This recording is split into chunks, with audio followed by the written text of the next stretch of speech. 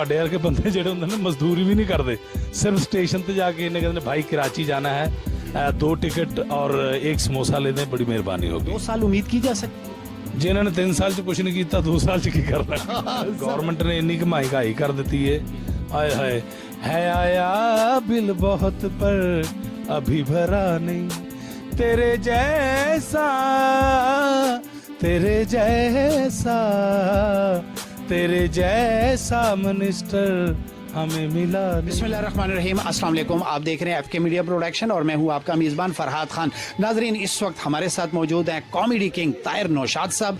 Rawalpindi सीरोज theatre में drama करने आए और इनकी वजह से जो इनसे प्यार करते हैं बहुत सारी पब्लिक यहाँ पर आई हुई है और मौजूद है। जी अस्सलाम वालेकुम, आपको पिंडी में वेलकम कहते हैं। जी रावलपिंडी में मैं तीसरी मरतबा आया हूँ। बड़ा प्यार मिला और बहुत ही प्यारे लोग हैं और बहुत मीठे लोग हैं, बहुत मीठी ज़ुबान है और यानी इतना मज़ा आया है कि दिल करता है कि दोबारा फिर आएँ।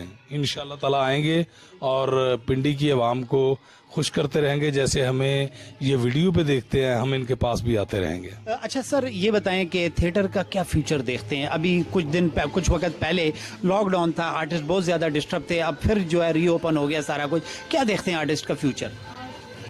बुरा वक्त भी आके टल जाता है और बुरा वक्त इसलिए आता है कि अच्छा वक्त आना होता है।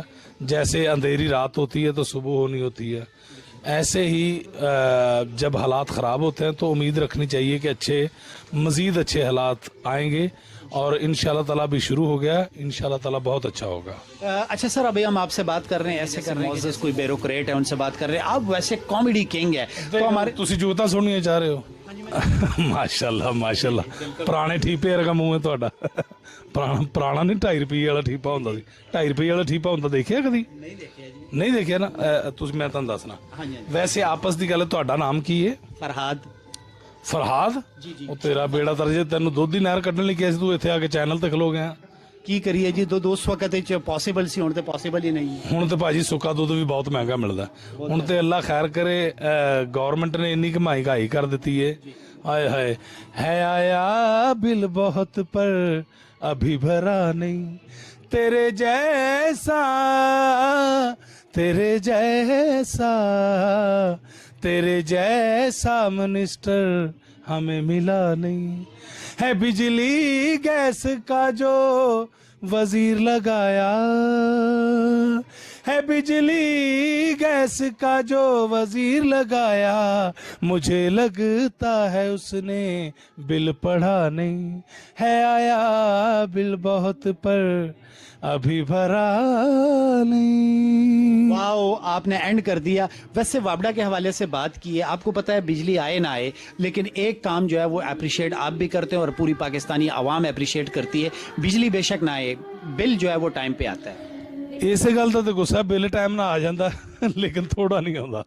अच्छा, महंगाई जो है वो गरीब लोगों को तो फील होती है, जो दिहाड़ीदार लोग होते हैं। आपको भी महंगाई फील होती है कि नहीं? ਤੁਹਾਨੂੰ ਕਿਹਨੇ ਕਿਹਾ ਮੇਰੀਆਂ 3 ਫੈਕਟਰੀਆਂ ਨੇ? ਵੀ ਮੈਂ ਵੀ ਤੇ ਮਜ਼ਦੂਰ ਦਿਹਾੜੀਦਾਰ ਹੀ ਆ, ਰੋਜ਼ਾਨਾ ਪੈਸੇ ਕਮਾਈ ਦੇ ਤੇ ਘਰ ਲੈ ਕੇ ਜਾਈਦੇ ਨੇ। ਔਰ ਤੁਹਾਡੇ ਵਰਗੇ ਬੰਦੇ ਜਿਹੜੇ ਹੁੰਦੇ ਨੇ ਮਜ਼ਦੂਰੀ ਵੀ ਨਹੀਂ ਕਰਦੇ, सिर्फ स्टेशन ਤੇ ਜਾ ਕੇ ਇਹਨੇ ਕਹਿੰਦੇ भाई कराची जाना है, 2 टिकट और 1 समोसा ले दें, बड़ी मेहरबानी होगी। और बड़ी मेहरबानी। सर, नए पाकिस्तान को कैसे देख रहे हैं? उम्मीद अच्छी रखें तो सब चीज़ें अच्छी हो जाती हैं। 3 साल में तो सर बड़ी एक्सपेक्टेशन थी, हमने बड़ी उम्मीदें बांधी हुई थी। 2 साल उम्मीद की जा सकती है? जिन्होंने 3 साल च कुछ नहीं किया, 2 साल च की करना। जबरदस्त, बहुत शुक्रिया सर, थैंक यू।